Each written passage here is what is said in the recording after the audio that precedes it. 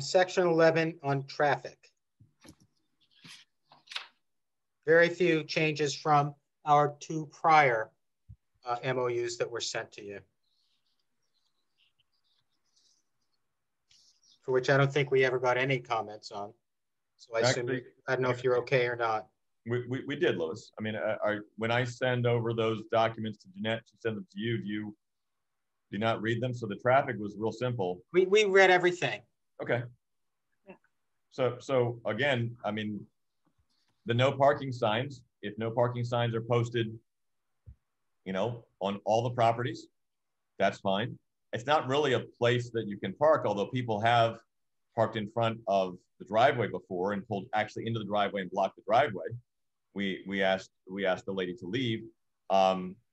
She was actually a painting contract from wife of one of Henry's painters and didn't park in his properties at driveways for some reason. But with regard to traffic, you know, from a parking standpoint, you know, we have parking restrictions. We have access requirements. I think it's talked about in emergency access is below this. Was this the, hang on.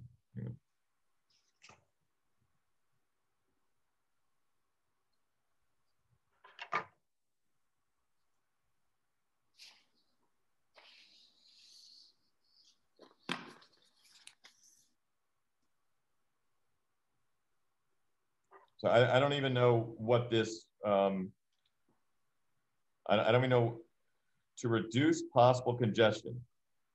So again, we're talking about something that doesn't exist.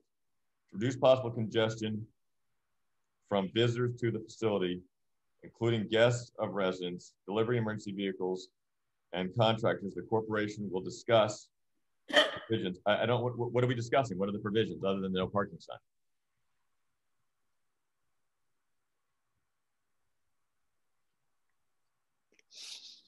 We're also stipulating that the number of spaces equals the minimum for each, you know, potential full or part-time staff, and one space for every 3 beds. We're also stipulating in here. Yeah, but Louis, that's not. And we're also agreeing that you will not request any sort of waiver or variance or modification from county regulations. County regulations, so you can't go both ways. County regulations as of August 1st are 3 parking spaces, including 1 handicap and 1 disabled. That's what it is. 3, including 1. And we sent you that documentation. Given that there was a new law passed that took effect August 1st, 2020, that many of the people on Gibson Island had not only voted for, but given public testimony for, including Henry Hopkins, I believe Jeff Kenny gave public testimony, and a number of others. But we had a conversation with Planning and Zoning about 2 issues. The first was what was the definition of a dwelling unit, number 1. Number 2, what was the parking requirement under the new law? Because we had submitted plans on June 10th, approved permit and plans from the county under the old law, and I want to know what the new law, August 1st, that was June 10th, I want to know what the new law, August 1st, what it said. So we wrote to Rob at Planning and Zoning. Good morning, Rob. Thank you for taking the time yesterday to speak with me about the definition of a dwelling unit as it relates to a group home. 2, given group homes are not independent living units, and the entire group home is a single dwelling unit with 1 kitchen where the meals are prepared for disabled individuals who are not capable of driving, it appears as if the new law 1620 reduced the old requirement of 1 parking space for each 4 residents plus 1 parking space for each employee on a major shift, plus 1 ADA accessible space, a minimum of 5 parking spaces plus 1 ADA space for a 16-bedroom home, down to 3 parking spaces plus 1 parking space for each employee on a major shift plus 1 ADA space. A minimum of 4 parking spaces plus 1 ADA space for a 16-bed home. Please confirm this is the new requirement, as we are about to submit plans for a group home 2 and want to be accurate. Thank you, again for spending so much time and being so diligent on the phone with me on Friday afternoon. Planning and Zoning's response at 1:35 p.m. on Monday. I checked with others and they agree only 3 parking spaces required. One of the 3 will have to be ADA accessible. So total is 3, and that is for a 16 bed. So obviously it's not going to be more for a 9 bed. And we provided this to Patty and David and Guy on August, I believe we provided this August 28th or before. Still on February 18th, 2021, the corporation is ignoring this and trying to use the old standard. It's just a delay tactic and discriminatory, unfortunately. So we'll absolutely agree to that, and that's what we agreed to. As of August 1st, that's the requirement. You're using an old requirement that is no longer valid. And we won't ask to change the 3 spaces. We'll agree to that. But the new requirement, which a lot of people on Gibson Island, by the way, have their public testimony out there and asked for, the new parking requirement, which we sent you the documentation on, is 3 spaces, including 1. Now, we have many spaces available down below and the 3 up above, all being hidden. And then the front, if we needed to overflow, never get near the street. But again, until other people have no parking signs on the street in front of their property, it's discriminatory to choose this property, no parking. When we talked on the Zoom call last time, Craig, we talked about no parking signs. And unlike what you put forth in your piece most recently, you indicated if Henry Hopkins would agree to a no parking sign, you would agree to in front of Banbury. Bill, I have no recollection of that. Of course, we didn't get the Zoom call, but if Henry Hopkins will agree and our neighbor Cabby, okay, if he'll agree, that's very reasonable, very reasonable. If the 3 agree, absolutely go along with the neighborhood. Are you okay with that? But I want to be clear on that. The gravel drive that goes to our approved in 2007 overflow parking in the front of the building, which is not something we ever want to use unless we get crazy filled up. That's got to stay open. No fence going across there. It will be used as a last resort. It was approved as overflow parking. We want to keep it. So we certainly want mention of that. But we will not. Fence across where? Corporation land? Yes, and that's not been approved for additional parking. Can you give us documentation of Yes, I'll give you. It's in your file. 2007. It was approved for the Hennessy's as overflow parking, and it's in the file. Happy to give it to you. Ashley has it. And so all I'm saying is that would be a last resort if we were full in our other locations. And again, the only time I can imagine is if you had 9 occupants who had multiple family members, and it was Mother's Day. And certainly, it's not the intent. It's a very nice front looking on the golf course. It's not the intent. But obviously, if the neighborhood, Henry and Cabby, agree to no parking signs, not that we'd ever be parking on that road anyway, but we need to be able to make sure that gravel road stays as it is.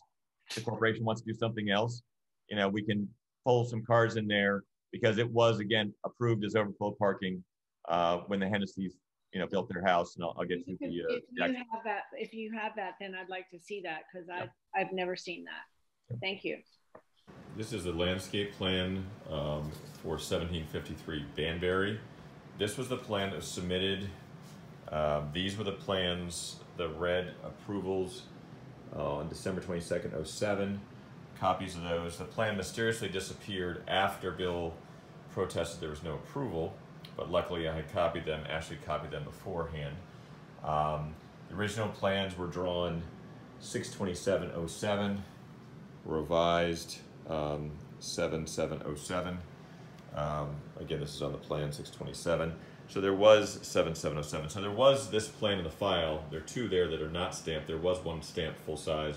That's how Ashley made the copies of those portions. I had to make a copy of each just to, the approval was above the block, and then I had her get more so we could show. This was because Peter was trying to say somehow the building had moved, the setback had moved, the free spaces on the sides of the building had somehow moved. So last summer when this whole debate was going on, I made sure I got copies of the plans. But this is Banbury Road, and this is the new driveway. This is the existing gravel driveway, which was left, which the Hennessy's were allowed to improve by the corporation with stone and cobblestones. So this is what the corporation owns, and there's a piece of it that the Hennessy's own. Part of that we had to cut off for impervious area because the Hennessy's garden walls were over their impervious area, actually when they built them, but it wasn't picked up until our plans went through. So this existing gravel drive is existing. It wasn't to be removed. This is the area that Bill said didn't exist. Stones, large flat stones with sod joints for overflow parking. So this whole plan was stamped December 22nd, 2007, and this whole plan was approved. Again, they never put in the proposed driveway. Corporation allowed them to put in to improve the corporation path, roadway, whatever you want to call it. It's been improved. Those are the Hennessy's gravel, the Hennessy's cobblestones on corporation land. This can't be closed under the existing deeds. If it is closed somehow, then we have to get access. And it obviously has to be ingress and egress. So this was always proposed to be overflow parking. And we're not proposing for it to be anything else. But the whole time that group homes own the property, we have used it. In fact, when the drone illegally flew over the property and flew over people, this was used as the construction entrance, and then we put down boards to preserve, so that there are plenty of pictures of that. So this can't be closed. This is also, by the way, where the corporation attempted on May 20th to put up a 20-foot high fence to segregate the disabled, because at that point they knew the disabled were coming. We've never had any incidents with golf. We have hundreds, if not thousands, of golf balls over the 20 years at 1812 Skippers Row. Never been an issue, never been a complaint. But when they found, the corporation found out it was a group home, we're going to put up a 20-foot high, tightly knit fence to block the view and the access to the common areas of the disabled, which is obviously discriminatory, illegal, and just downright unpleasant, quite honestly. So this roadway, pathway, whatever you call it, has always existed. Here's the previous house. This is the path coming in. This is Banbury Road. Then the Hennessy's took this before they put the gravel down. The Hennessy's superimposed their house. But this is the existing telephone pole, existing shrubbery at the time, existing trees that are still there, cobblestones they put in, and then they filled this in with gravel. But this comes off of what is Banbury Road, and it's just a different view of the picture. But these were all provided from Ashley on March 4th of 2021. I've never seen that. Thank you. Comment that where she said, "I've never seen that," regarding the approved overflow parking plan, landscape plan, is inaccurate. It's in her file. It's in the Gibson Island architectural file. She was chair of the architectural committee in November, December of 2007.